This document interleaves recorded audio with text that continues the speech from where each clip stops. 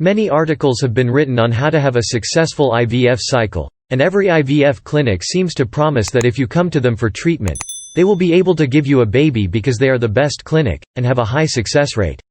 It seems that all you need to do is sign up for treatment in their clinic, and all your problems will be solved because they will take such excellent care of you. This is a very tempting prospect. Let the medical expert do all the work. After all, he is a professional, and knows what he is doing, so all the patient needs to do is pay his fees and let him work his magic. The problem is that this approach is very naive and immature. Doctors aren't magicians after all. Patients who don't bother to do any homework and leave everything up to the doctor are much more likely to fail, because they don't have any clue what to expect, and it's easy for doctors to exploit their ignorance and desperation.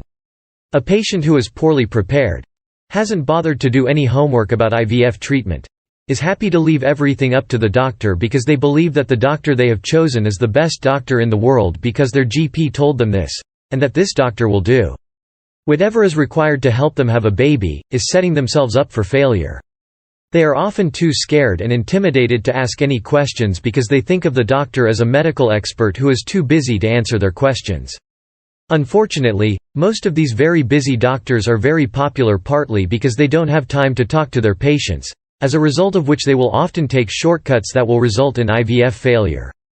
Thus, these doctors will transfer embryos on day 3, because the poor patient doesn't know that the right stage to transfer embryos to the uterus is day 5 or blastocyst.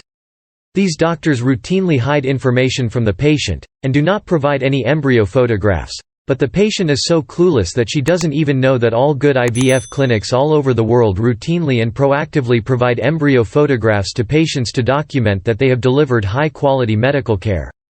It is this opacity and lack of information sharing that often cause repeated IVF failure, because the patient is no wiser as to why the cycle failed.